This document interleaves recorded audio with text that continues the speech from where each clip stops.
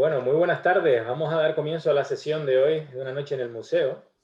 Como saben, con motivo del Día del Libro, esta semana hemos querido organizar una actividad específicamente para hablar de esta celebración, el Día del Libro, que normalmente es una invitación a leer, una invitación a descubrir, a acceder al conocimiento, pero como saben, a lo largo de la historia no siempre fue así. Ha habido periodos en la historia en los que el acceso a los libros ha estado restringido, incluso prohibido.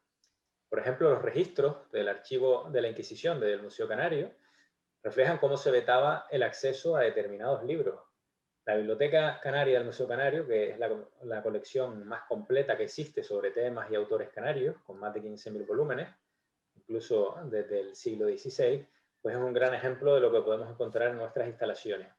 Y para hablarnos de cuáles de esos libros, cuáles de esos textos han encontrado diferentes restricciones de acceso a la población para acceder a esos conocimientos, pues tenemos hoy a Fernando Betancor, nuestro archivero, como no puede ser de otra manera, que nos va a hablar precisamente de esas censuras, de esos expurgos de la Inquisición en Canarias en los diferentes textos que conservamos en el museo.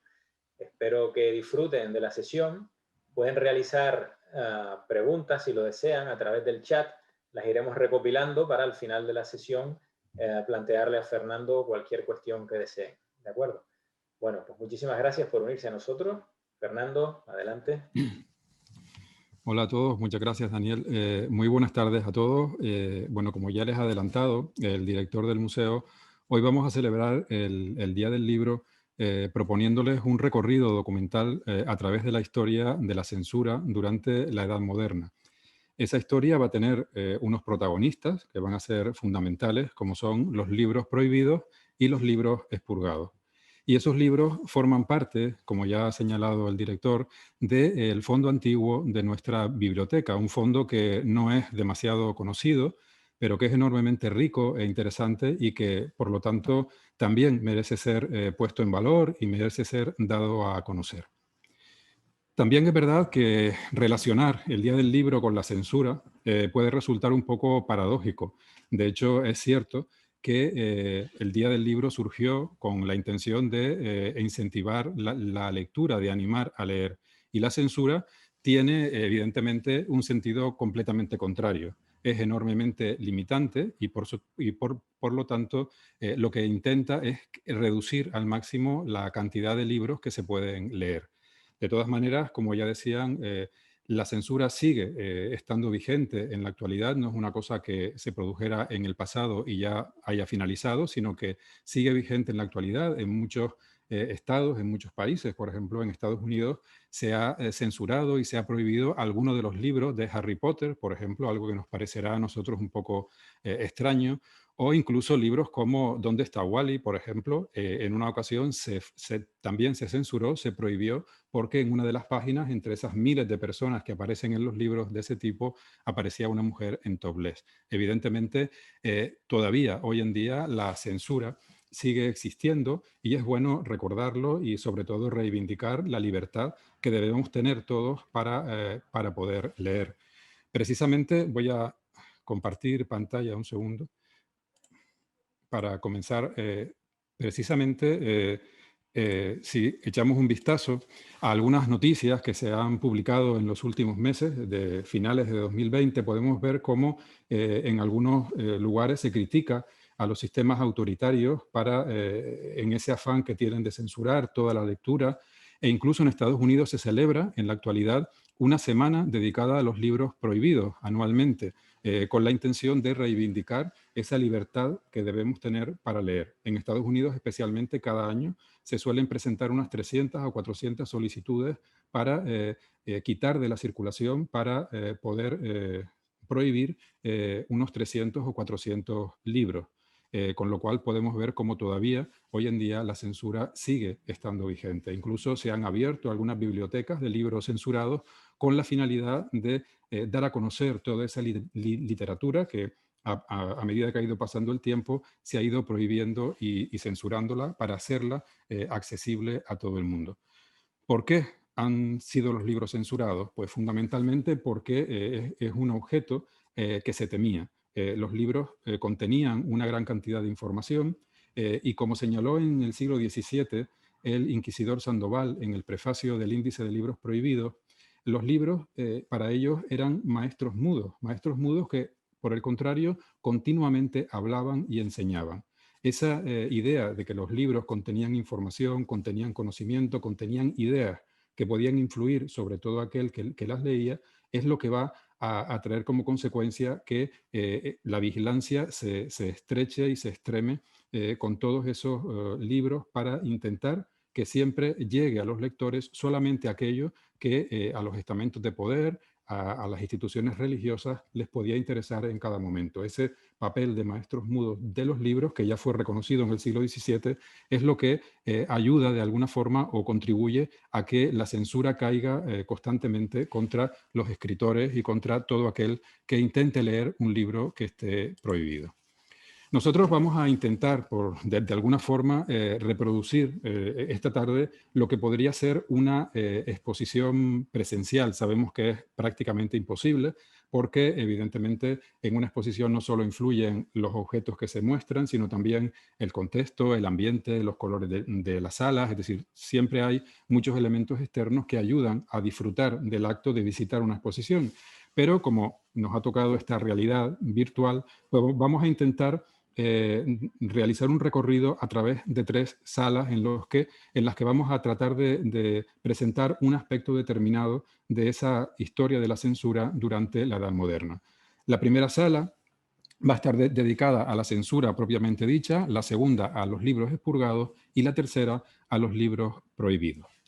Bien, la primera, la censura, hemos estado hablando de censura, de prohibición, pero esta sala estaría de alguna forma presidida por una vitrina virtual. Esa vitrina estaría integrada por 2 libros, que es los que están viendo en este momento. A la izquierda tienen el libro, el Index Librorum Prohibitorum, que es el índice de libros prohibidos publicado en Roma por el Papa en el año 1711, y a la derecha tienen un índice de libros prohibidos que fue obra del Santo Oficio de la Inquisición Española, publicada en 1790. Son 2 libros que forman parte del fondo antiguo de la biblioteca del Museo Canario y presidirían esta sala hipotética y virtual porque son 2 instrumentos fundamentales. Por un lado, son el resultado de la censura llevada a cabo por 2 instituciones, por la Iglesia y por el Santo Oficio, y al mismo tiempo son 2 instrumentos de trabajo fundamentales para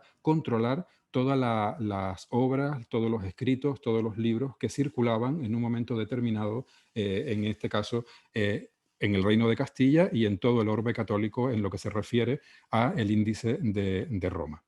La censura no es más que un proceso o un procedimiento mediante el cual se intenta corregir, se intenta reprobar algún libro con la intención de corregirlo, de eliminar alguna parte o, en el peor de los casos, prohibirlo de manera completa. Esa censura puede ejercerse en 2 momentos determinados de la vida de un libro. Primero, podemos tener la censura previa, es decir, aquella que se produce antes de que el libro esté publicado, y normalmente se utilizan los manuscritos previos para censurar, para eliminar, para corregir aquello que se considera que no debe ser publicado, y la censura represiva o la censura a posteriori. Es un tipo de censura que tiene como objetivo fundamental el corregir libros que ya estén publicados, libros que circulen y que estén al alcance de los lectores. En cualquier caso, sea previa o sea represiva, sea anterior o posterior a la publicación del libro, el objetivo fundamental de la censura no es otro que controlar el acto de comunicación que se produce entre el lector y la información que está contenida en ese libro. Como decía Sandoval, el inquisidor Sandoval, los libros son maestros mudos. Se produce un acto de comunicación. Hay un mensaje, hay un código, hay un canal, es decir, están todos los elementos que dan lugar a ese acto de comunicación propiamente dicho. La censura, en el caso de la Edad Moderna y referidos a nuestro entorno, va a ser ejercida desde diferentes instituciones. La censura previa va a estar ejercida por el Consejo de Castilla en el Reino de Castilla, por las audiencias en el caso del Reino de Aragón, por los fiscales en el Reino de Valencia. La censura represiva va a estar encomendada fundamentalmente a la Inquisición, al Santo Oficio. Van a ser los encargados de, como un consejo del Estado, de dictar todas las censuras que correspondían a libros que ya estaban publicados. Y finalmente la Iglesia, el Papa, los obispos y los delegados de los obispos van a ser los encargados de ejercer tanto la censura previa como la censura represiva, la censura anterior y posterior a la publicación de los libros. Por otro lado, bueno, la censura previa, esa que va a ser ejercida en el Reino de Castilla por el Consejo de Castilla desde el año 1558. Ya desde mediados del siglo XVI se establece que era el Consejo de Castilla el responsable de emitir, de dictar las licencias de publicación de libros. Y en el año 1558, que es un año clave en la historia que nos está ocupando esta tarde, porque va a ser publicada una pragmática por Felipe II referido a la publicación de libros. En ella se establece ya definitivamente que es el Consejo de Castilla el encargado de dictar en Castilla las autorizaciones para publicar libros. Esa pragmática estuvo vigente hasta el siglo XVIII, con lo cual vemos que es una norma fundamental en la historia del libro. El Consejo emitía esas licencias y las licencias del Consejo tenían que estar obligatoriamente incluidas en los preliminares de los libros que se publicaban. Aquí estamos viendo esa licencia que está incluida en las constituciones sinodales de Dávila y Cárdenas del siglo XVIII. Además, en el libro antiguo, pues además de la licencia del Consejo, está la fe de rata, la tasa, que es el precio que se establece para cada uno de los libros. Los preliminares del libro antiguo nos ofrecen una gran cantidad de información y entre ellas esa licencia del Consejo que es la que nos va a indicar de alguna manera que el libro es legal, que el libro puede ser publicado y que puede circular en el Reino de Castilla. Es decir, cada uno de los reinos dictaba sus propias licencias. Porque un libro estuviera permitido en Castilla no quería decir que se pudiera publicar en Aragón. En Aragón tenían que solicitar nuevamente su licencia correspondiente para ello. Y la censura eclesiástica, como decíamos antes, es una censura previa y a posteriori, es decir, previa y represiva. Por un lado, el Papa, desde principios del siglo XVI, establece que los obispos tenían la obligación de aprobar cada uno de los libros que se publicaban. En este sentido, aquí vemos, por ejemplo, una de esas aprobaciones que se incluyen en los preliminares de un libro del padre Feijó. Normalmente las aprobaciones de los obispos no están en todos los casos incluidas en los preliminares, pero sí era también obligatorio. Incluso cuando un autor pertenecía a una orden religiosa, el superior de la orden religiosa tenía que dar también su aprobación. Es decir, eran muchos los filtros que tenían que pasar los libros antes de ser publicados y de tener todas las licencias oportunas. En cuanto a la capacidad represiva que tenían la censura eclesiástica, vamos a señalar de una manera rápida, sobre todo, cómo la Iglesia va a tener la potestad de publicar unos índices de libros prohibidos. Estos índices de libros prohibidos van a comenzar a publicarse prácticamente desde mediados del siglo XVI por el Papa, sobre todo a partir del Concilio de Trento de 1564, y en el año 1571 se funda la Congregación del Índice. La Congregación del Índice es una congregación que forma parte de la Curia Romana, que tenía como obligación principal la de redactar y elaborar esos índices de libros prohibidos. Aquí estamos viendo algunas portadas y el índice de 1711, que es el que conservamos, el que está abierto, que es el que conservamos en la biblioteca del Museo Canario. Esa congregación de índices, del índice va a existir hasta 1917. En ese momento se suprime porque hay una reestructuración de toda la Curia Vaticana y las funciones que tenía la Congregación del Índice van a pasar a manos de la Congregación del Santo Oficio. Esta va a existir hasta 1965, en el que ya a partir del Concilio Vaticano II se va a abolir y en su lugar se va a establecer la Congregación para la Doctrina de la Fe. Esta Congregación para la Doctrina de la Fe, inicialmente en el año 65, se pensaba que tenía o que seguía teniendo la capacidad y la prerrogativa de elaborar los índices de libros prohibidos, pero realmente en 1966 Pablo VI ya establece definitivamente que el índice de libros prohibidos elaborado por el Papa va a desaparecer. A partir de ese momento, la Iglesia continúa ofreciendo directrices morales sobre libros, películas que se pueden o no se pueden ver o leer, pero ya el índice de libros prohibidos como tal desapareció en el año 1966, el índice que publicaba el papado. Aquí vemos una noticia que apareció publicada en el semanario Antena, un semanario publicado en la isla de Lanzarote, donde se habla precisamente, se hace referencia a la inmoralidad de los libros y a la importancia del índice de libros prohibidos. Y es un artículo del año 1960, o sea, de prácticamente antes de ayer. Todavía en ese momento la importancia de ese instrumento, de ese índice de libros prohibidos, era importante y era reconocida por todos. Además, tenía prácticamente el poder de una ley, es decir, tenía que ser reconocida por todos los católicos como una ley que debía ser cumplida.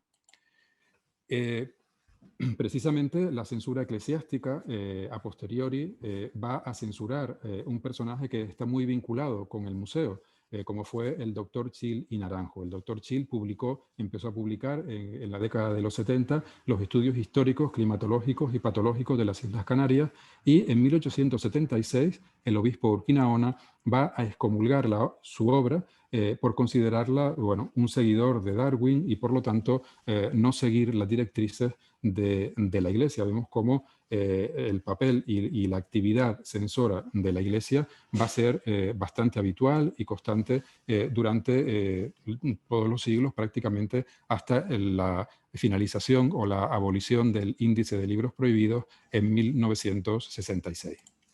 Y ya llegamos a la Inquisición, que es el tema que nos va sobre el que vamos a centrar prácticamente todos los ejemplos que vamos a ver a partir de este momento. La Inquisición era un consejo del Estado, era un consejo de ese sistema polisinodial que crearon los reyes católicos y por lo tanto, no era una institución de carácter meramente religioso, sino que también era una institución de la monarquía.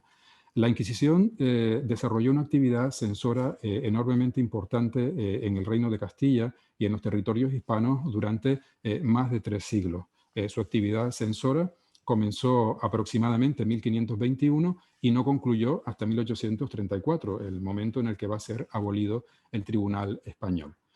Aquí estamos viendo dos de los instrumentos fundamentales de la censura abordada y desarrollada, ejercida por la Inquisición durante todos sus siglos de existencia. Por un lado, vemos un edicto que se conserva en el archivo de la Inquisición de Canarias y al otro lado, a la derecha, vemos el índice de libros prohibidos de 1790 que también se conserva en la biblioteca del museo, formando parte de ese fondo antiguo del que venimos hablando.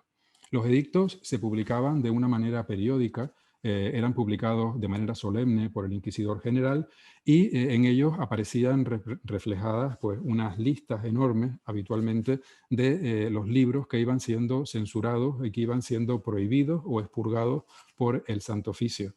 Aquí vemos, por ejemplo, uno de ellos, ese libro que se titula La filosofía del sentido común, que era una obra escrita por el Marqués d'Angers y que fue censurada en 1756 por la Inquisición. Y además, lo interesante de los edictos es que incluyen las razones por las que ese libro va a ser censurado, en este caso por contener proposiciones temerarias, capciosas e inductivas a muchas herejías, antiguas y modernas, con fomento al materialismo y la duda universal.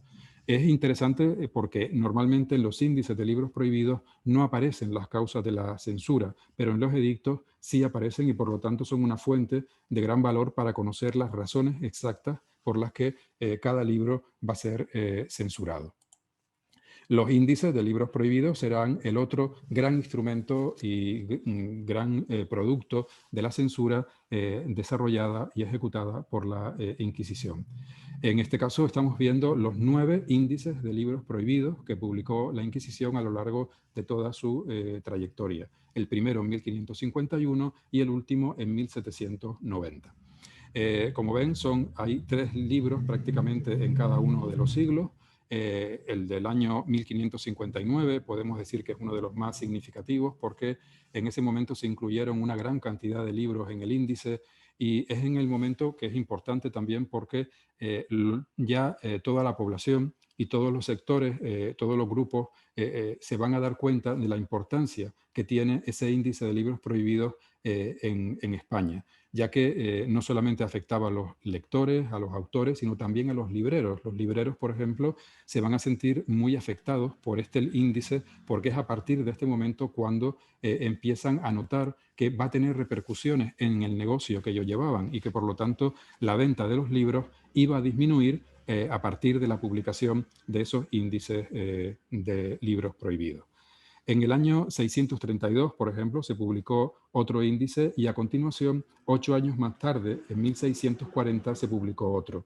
Estos se los señalo sobre todo porque el índice de 1632 tuvo muy poca vigencia porque fue uno de los grandes errores que cometieron los inquisidores. Lo realizaron, lo elaboraron deprisa y corriendo, sin mucho criterio, dejaron fuera libros que debían ser censurados, introdujeron en el libro algunos escritos que no tenían por qué estar censurados y por eso la Inquisición reconoció su error y elaboró un nuevo índice en 1640.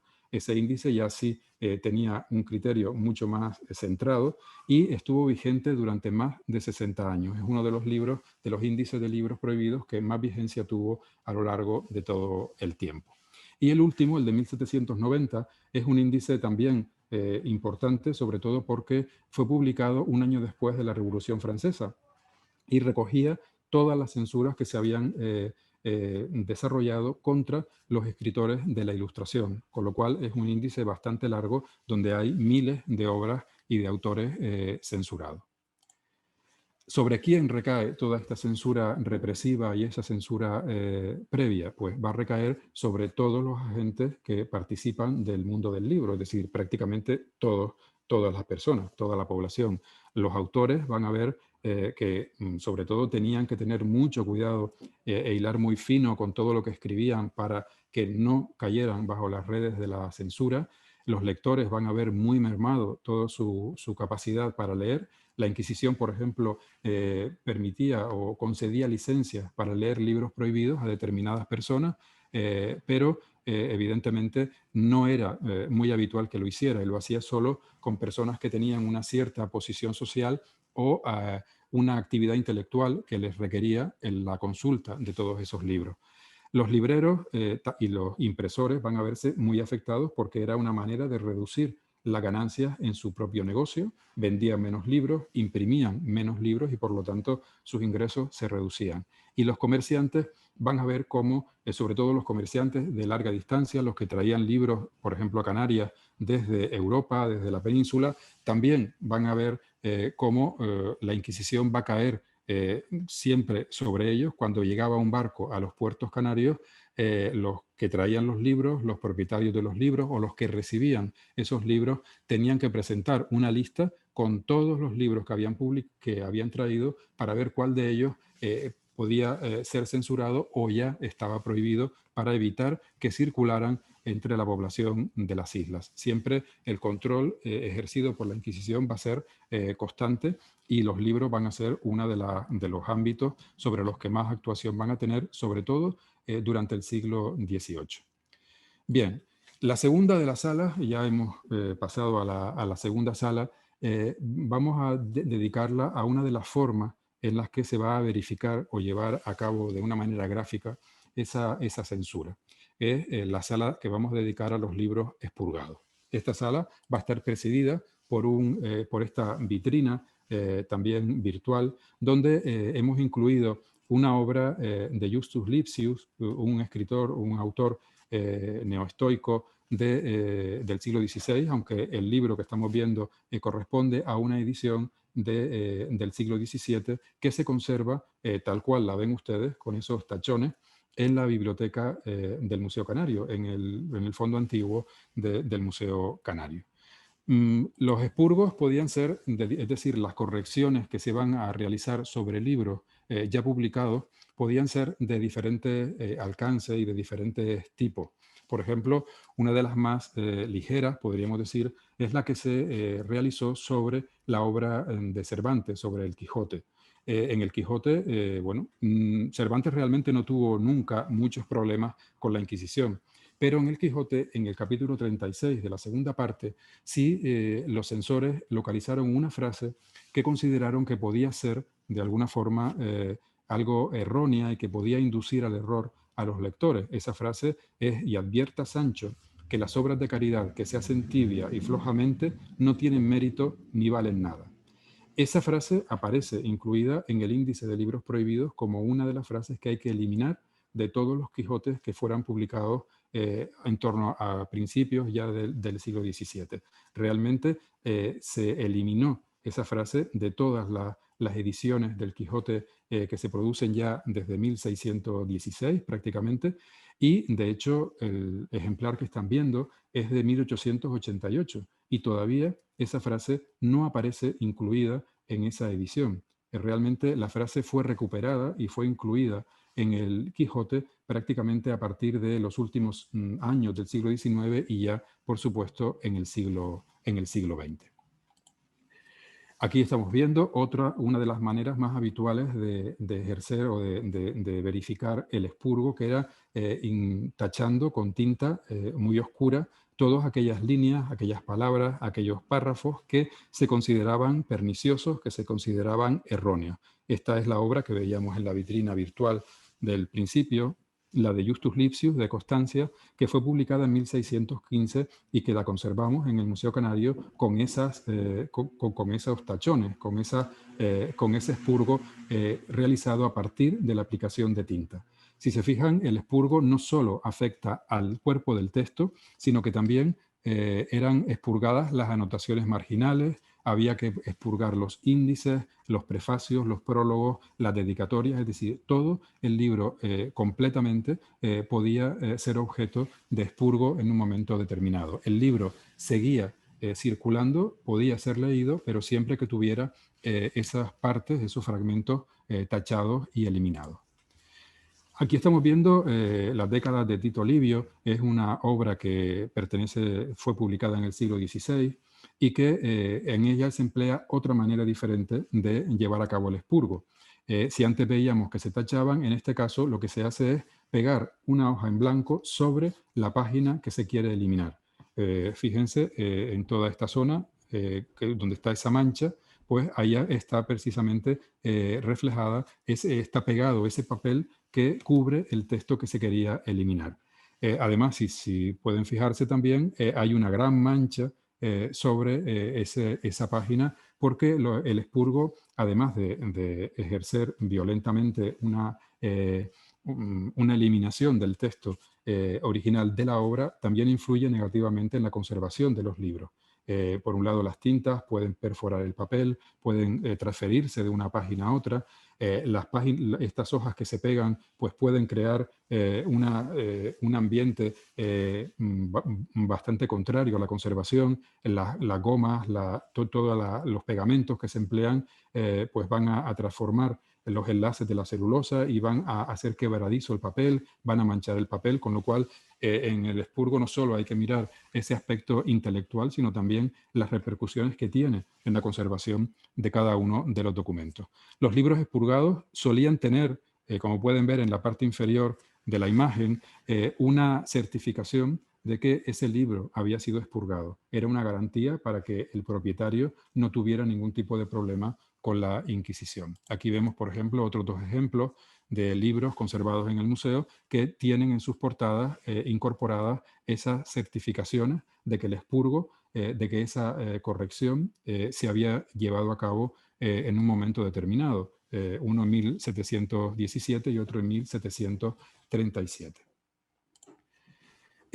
Y ya finalmente la forma más drástica de llevar a cabo el expurgo, la más violenta, ya no se contentaban con tachar o con pegar papeles en blanco sobre el texto, sino que ya el último remedio, el último recurso era cortar por lo sano, y nunca mejor dicho, arrancar las hojas que consideraran que no debían ser leídos por los lectores. Ellos decían que toda aquella parte del libro que no fuera útil para los lectores era susceptible de ser censurada. Aquí vemos cómo en el área central, cerca del lomo, vemos cómo aparece una línea. Esa línea corresponde a 3 páginas que han sido arrancadas del libro y que, por lo tanto, ha sido objeto de expurgo. Esta es una obra de Tertuliano del siglo XVI.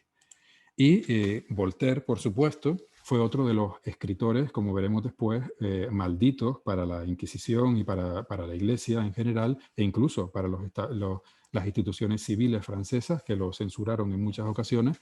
Y en este caso vemos la historia de Carlos XII, rey de Suecia, cómo va a presentar también una hoja mutilada, una mutilación en una de sus hojas. Se indicó incluso en el pie de página, se le quitó la página 141 y 142, con lo cual ese es la certificación de que esa página ha sido eliminada. E incluso ese mismo libro fue tachado, recibió una gran cantidad de tinta, tachando buena parte del texto. Como decíamos antes, el expurgo podía afectar a fragmentos muy largos del libro o a simples palabras en medio de una página. Por ejemplo, aquí vemos cómo en esta obra de Voltaire se eliminó solo una página, fundador, una palabra tachada, y después pone sistema del mundo. Realmente lo que está tachado en medio es verdadero. Se indica que Copérnico fue el verdadero fundador del sistema del mundo. Evidentemente eso era poco menos que una herejía, ya que el fundador del sistema del mundo era Dios únicamente. Entonces, para evitar cualquier error o inducir a error al lector, se tacha verdadero y se deja solamente fundador del sistema del mundo, que es un sistema determinado basado en la teoría heliocéntrica. Vemos además en el margen cómo se incorporan las firmas, las rúbricas para certificar que ese expurgo es un expurgo legal y un expurgo realizado de la manera debida.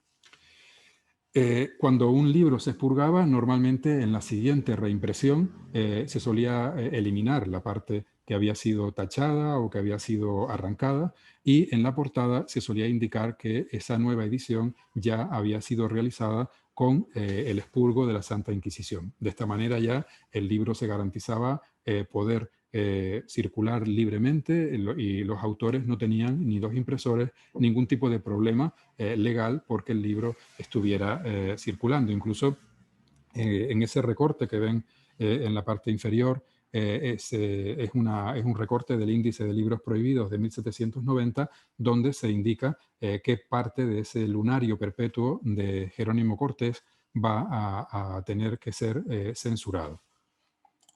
Y finalmente podemos hacer referencia a algunos libros que se salvaron del expurgo, libros que tienen un valor añadido porque a pesar de que obligatoriamente el expurgo debía de ser realizado, pues en algunos casos los propietarios nunca consintieron en que su libro fuera tachado. Realmente el sistema para poder realizar el expurgo consistía fundamentalmente en que el propietario tenía que llevar el libro ante el tribunal de la Inquisición, y eran los miembros del tribunal los que tachaban el libro y certificaban ese expurgo.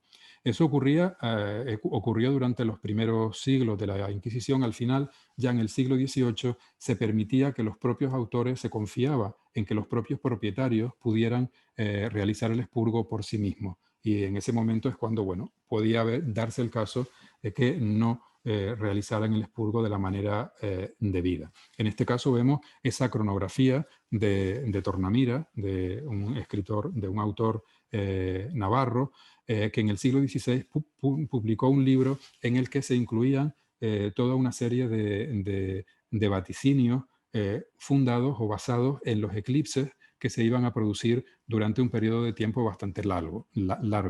Entonces, todos esos vaticinios que se producían a partir de la consulta o la mirada de las estrellas estaban prohibidos según la Inquisición.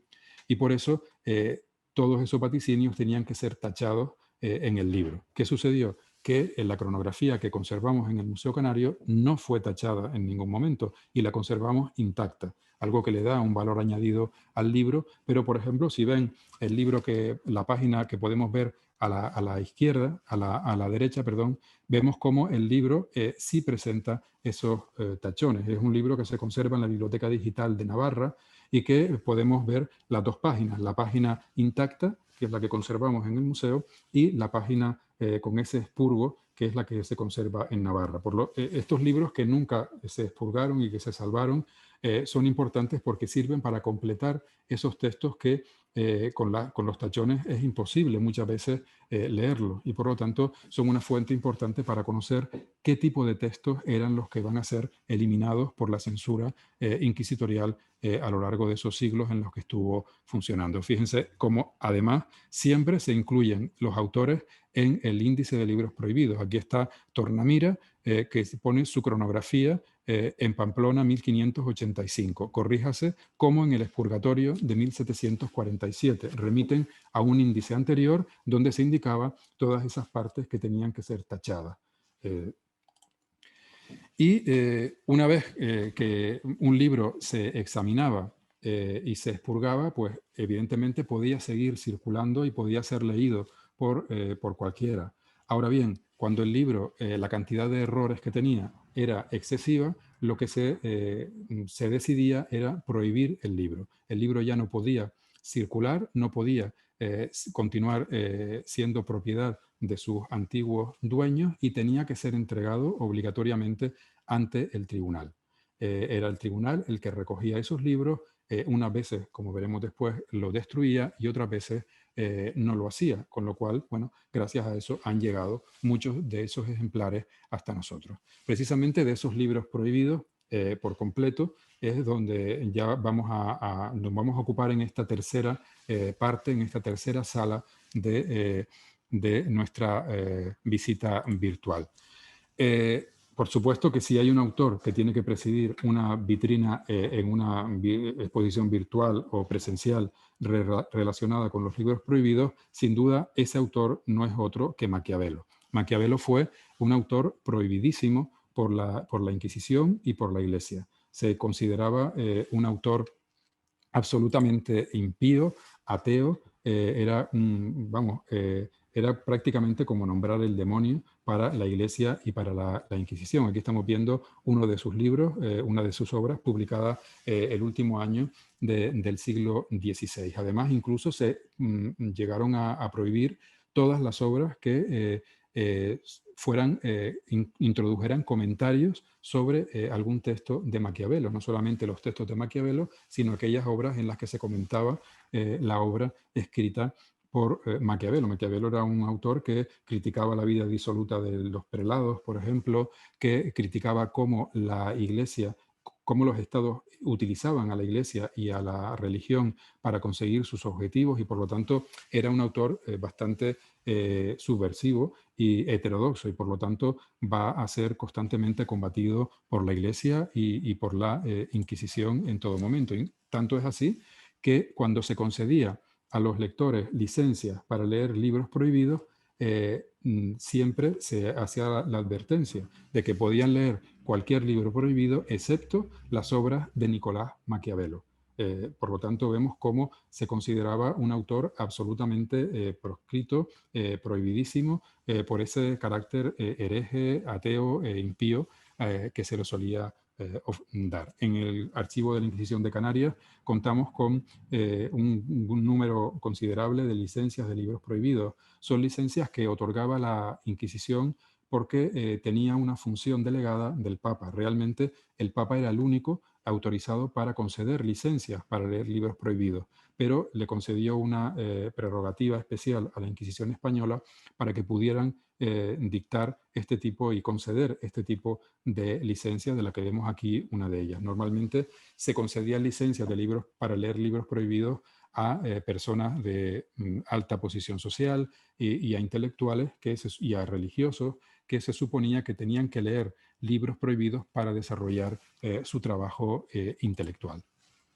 Y siguiendo con algunos ejemplos de autores y de libros prohibidos, pues por supuesto Copérnico va a ser otro de esos autores bastante controvertidos. Y decimos controvertidos porque en realidad Copérnico fue prohibido por la Iglesia, es decir, fue prohibido en los índices que publicaba en Roma el Papa. y además prohibido desde el primer momento, desde el siglo XVI, porque evidentemente no se podía consentir que estableciera ese sistema heliocéntrico frente al geocentrismo que defendía la Iglesia. ¿Qué sucedió con la Inquisición? La Inquisición española realmente no va a condenar de una manera clara a Copérnico. Es decir, no va a aparecer de una manera tan específica en los índices de libros prohibidos, y hay quien aduce que posiblemente fuera así porque Copérnico no estaba muy difundido en España y que por lo tanto no era para la Inquisición española un gran problema. Lo cierto es que de todas maneras, al estar prohibido en el índice romano, ya se suponía que vinculaba a todo el orbe católico y por lo tanto estaría también prohibido en los territorios hispanos. Los médicos, por ejemplo, también fueron prohibidos. Todo tipo de científicos van a ser prohibidos. En este caso, Richard Mead, que es un hereje inglés, va a ser prohibido en un edicto que fue publicado en 1756. En ese edicto se va a prohibir de una manera específica su obra Medica Sacra, porque era la obra más conocida, pero también se advierte que las demás obras de este autor, por ser hereje e impugnar como tal a nuestra santa religión católica, también estaban completamente prohibidos. Normalmente los autores herejes reconocidos se les prohibía directamente toda su obra, e incluso la que no habían escrito también la prohibía. Y uno de los casos más evidentes de prohibición es el que se produce ya en el siglo XVIII con toda la ilustración y todos los libros y autores vinculados a ella. La enciclopedia francesa, por supuesto, va a ser uno de los libros condenados y prohibidos, en principio por el propio Papa. El Papa Clemente XIII va a prohibir la enciclopedia, dictando y publicando una bula en ese sentido, que fue insertada en un edicto por la Inquisición española, que es el que estamos viendo aquí un fragmento. Esa bula fue reconocida por la Inquisición, obviamente, y se incluyó para dejar constancia de que la enciclopedia, por su contenido heterodoxo, por ese predominio de la razón, por esa defensa de la tolerancia religiosa, por ejemplo, por la crítica que se hacía al Santo Oficio, incluso en el propio texto de la enciclopedia, pues va a ser absolutamente prohibida. Aparece reflejada esa prohibición en el índice de libros prohibidos, indicándose, este es el índice, el recorte que pertenece al índice de 1790, y se indica que la enciclopedia está en vías de expurgación, está siendo examinada, está siendo corregida, aunque no la condenen de una manera clara, sí están dejando muy claro que es una obra prohibida. Estas imágenes corresponden a la colección de la enciclopedia que se conserva también en el Museo Canario. Es una edición que comenzó en el año 1777, el ejemplar que conservamos en el museo. Y por supuesto, todos los autores vinculados a la enciclopedia también van a ser prohibidos. Diderot y D'Alembert van a ser dos de los prohibidísimos por la Inquisición, y van a ser considerados autores de primera clase. Ser un autor de primera clase, en este caso ser primero no era nada bueno en absoluto. Los de primera clase eran los autores que se consideraba toda su obra íntegramente prohibida. Eran autores vamos, que no podían prácticamente ni ser nombrados, su obra no podía circular, incluso ni en el idioma original ni en ninguna traducción. Eran autores completamente prohibidos para los lectores en territorio hispano. Aquí vemos una de las obras prohibidas de D'Alembert que conservamos en el museo. Por supuesto, si hay dos autores prohibidos dentro del ámbito de la ilustración, son Rousseau y Voltaire. Rousseau es un autor que toda su obra íntegramente va a estar prohibida. En el índice de libros prohibidos se incorporaban una serie de símbolos que debían ser conocidos por todas las personas que consultaban el libro. Por ejemplo, aquí vemos cómo Rousseau aparece acompañado por un asterisco y por un dedo índice. El asterisco está indicando que se trata de un autor de la primera clase y por lo tanto toda su obra está prohibida íntegramente, y el índice, el dedo índice, va a indicarnos que la obra que viene a continuación, que es reseñada a continuación, era prohibida incluso para los que tenían licencia para leer libros prohibidos. Con lo cual vemos cómo la obra de Rousseau fue una de las más prohibidas en el siglo XVIII y, bueno, ocupa un lugar bastante largo dentro del índice de 1790.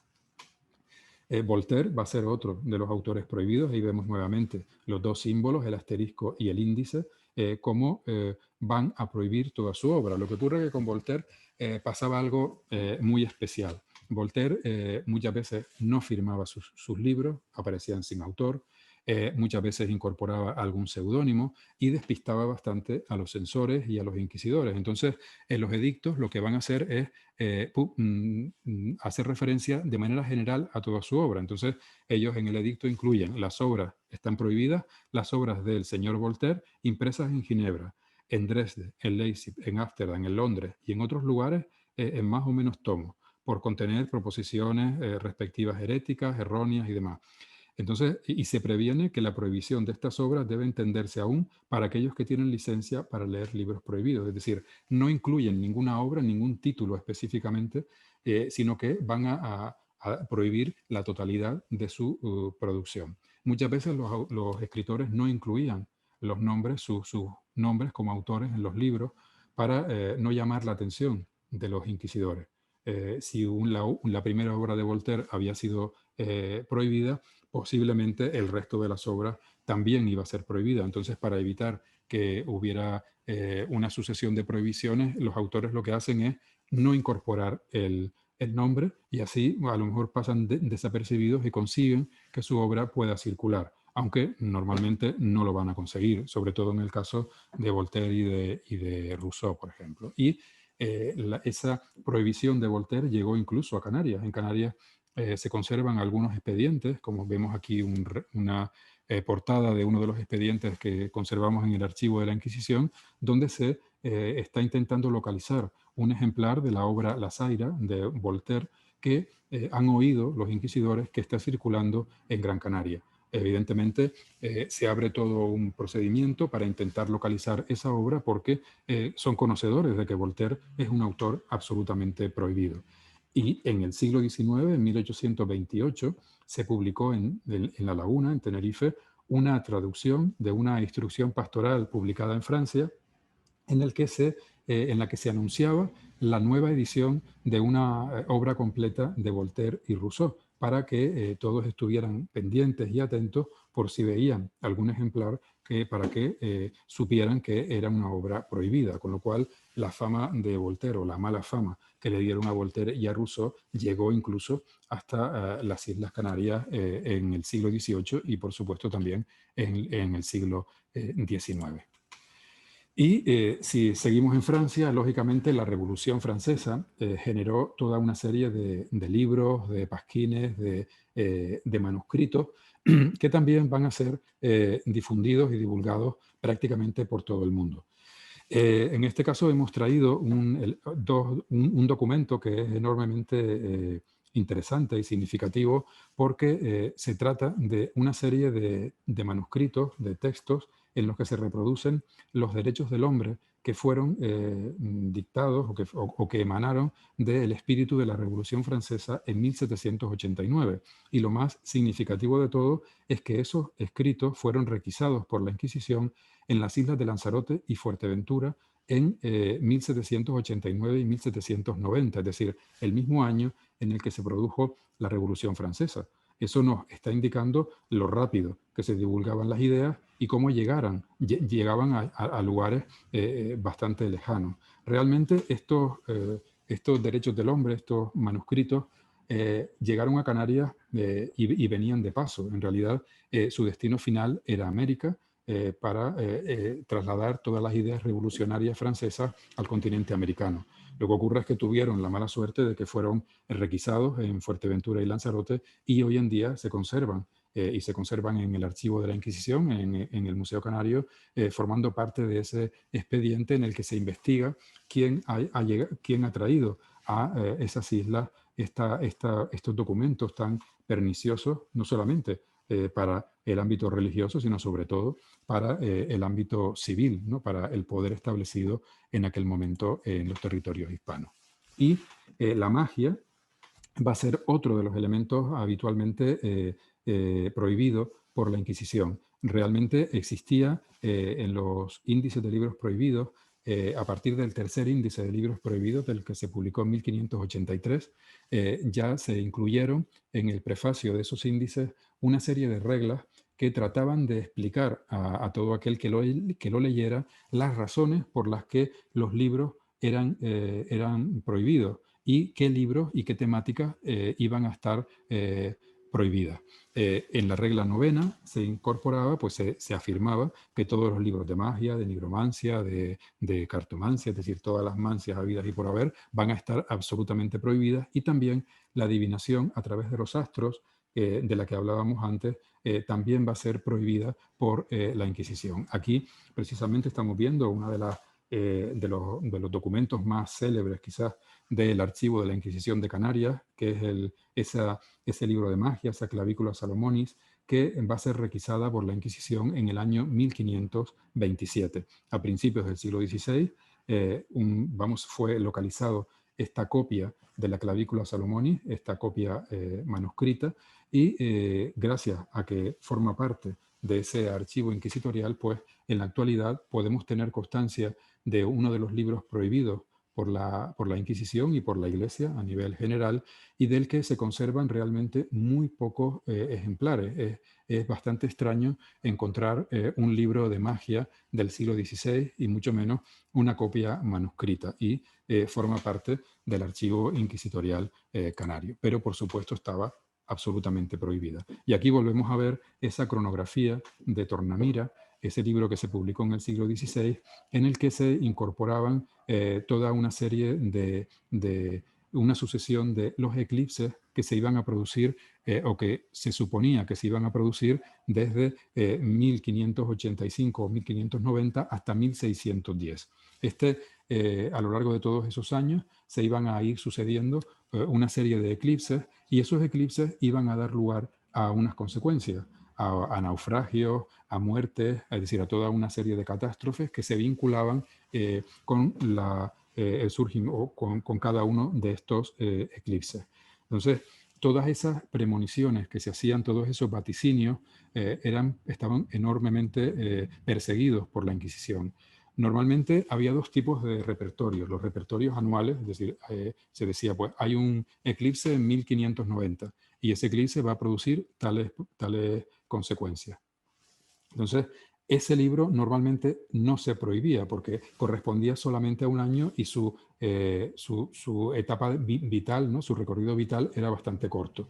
Los que sí se prohibían eran aquellos libros que incluían vaticinios a través de las estrellas, a través de los astros, cuando los vaticinios se prolongaban en el tiempo. Es decir, un libro que se publica en 1585 y que vaticina algunos asuntos hasta 1610, tiene un periodo de vida bastante largo. Esos libros con ese largo tránsito, con ese largo periodo vital, son los que van a ser prohibidos por la Inquisición, porque eran libros que eran maestros mudos durante muchísimo tiempo, eran maestros mudos durante muchísimos años, y no podían permitir que se estuviera vaticinando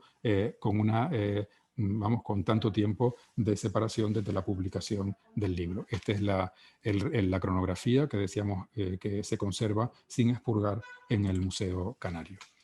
Y vamos a ir ya terminando con un poco de esperanza. No todo fue prohibición y expurgo, sino que algunos libros se salvaron en la Inquisición tanto canaria como en la Inquisición española a nivel general. Por un lado, había algunos libros que se salvaron porque, cuando un libro se prohibía, el libro realmente dejaba de tener utilidad, pero sus páginas, el papel, podía ser reutilizado para por ejemplo, dar forma a las guardas de un libro. Este libro, este comentario sobre los 9 libros de los ejemplos, es un libro que presenta, no es importante para nosotros en este momento, lo que es importante son las guardas que presentaba esta encuadernación. Aquí vemos cómo esta hoja está al revés una parte, porque es uno de los pliegos que formaba parte de un libro prohibido, de este que ven a la derecha, esa corona de flores de epítetos, es un libro prohibido que, al ser prohibido y no poder circular, se reutilizó para incorporarlo a la guarda. Es una manera de conservar los libros prohibidos. Y además es un libro bastante raro que, bueno, se conserva en unas guardas de un libro en el Museo Canario y no es tampoco un libro muy habitual el poder encontrarlo.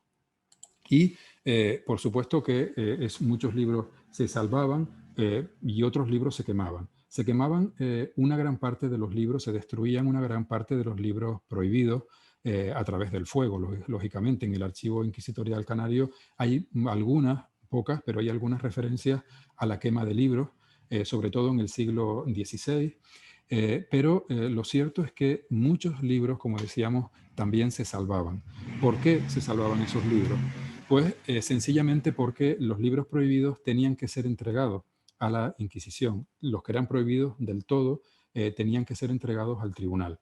Estos, vamos, en el tribunal normalmente unos ejemplares los destruían, pero se solían quedar al menos con uno de los ejemplares de esos libros prohibidos, porque servían como referencia para los calificadores y para los censores. Por ejemplo, en el Consejo de la Inquisición, en la Corte, se conservaba una importantísima biblioteca de libros prohibidos. Esa biblioteca de libros prohibidos está hoy incluida en la colección de la Biblioteca Nacional de España.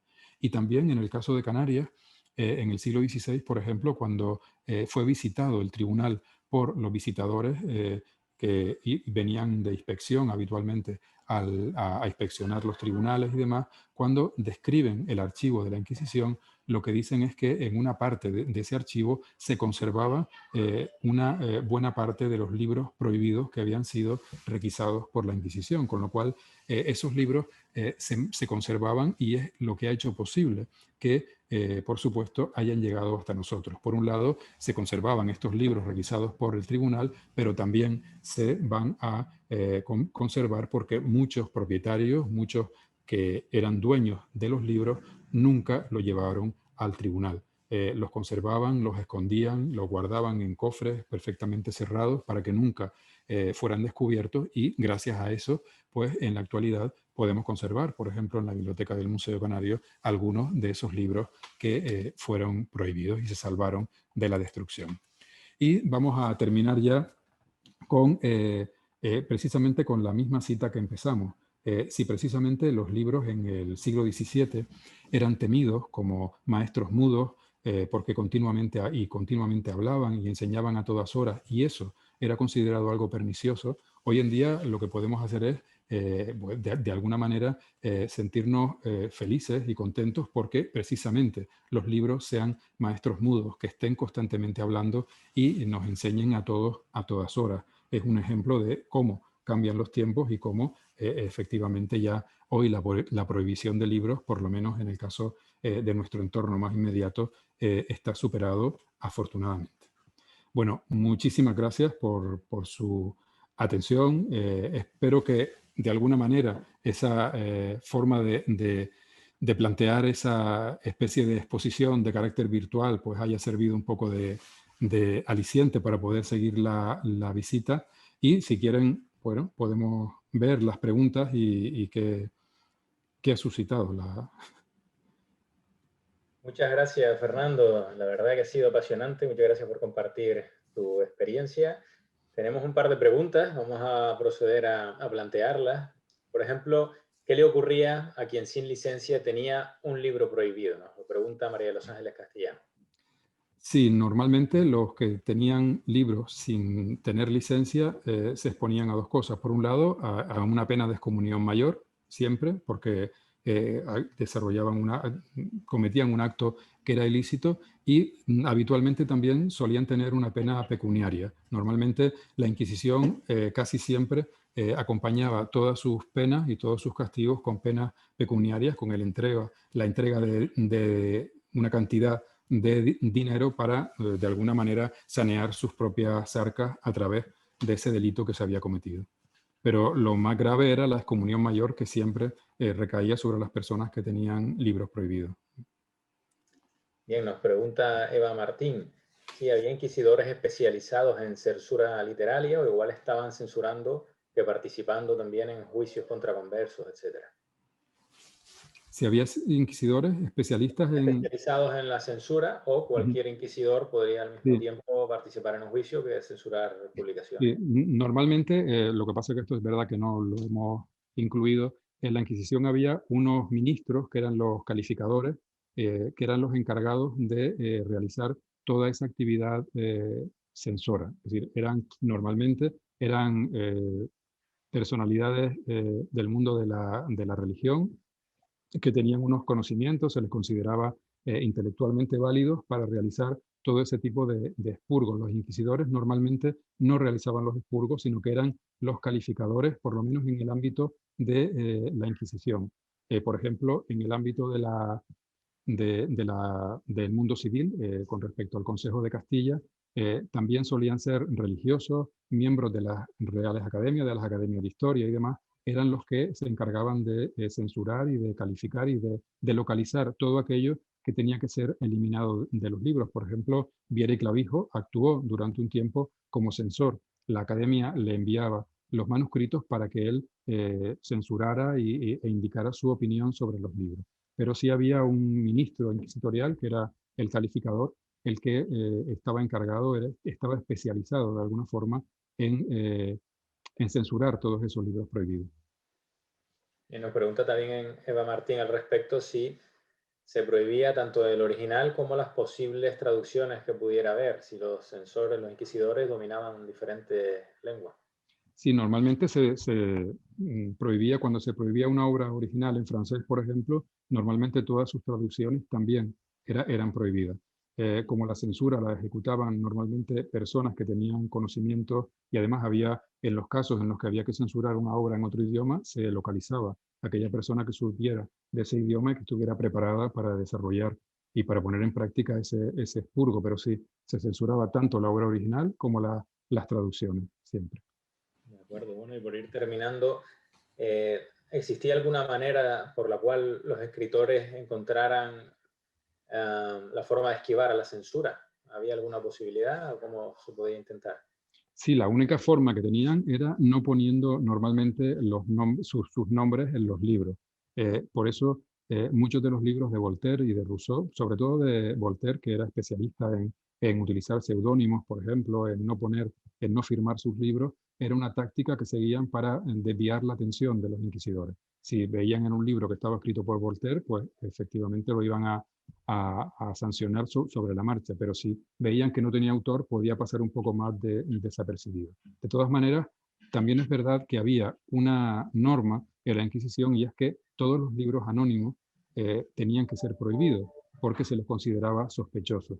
Pero en algunas ocasiones no podían abordar todos los libros que se publicaban y pasaban por alto muchos de estos libros anónimos y gracias a eso se salvaban de ser prohibidos y circulaban por lo menos durante un tiempo hasta que alguien los denunciaba y conseguían prohibirlos.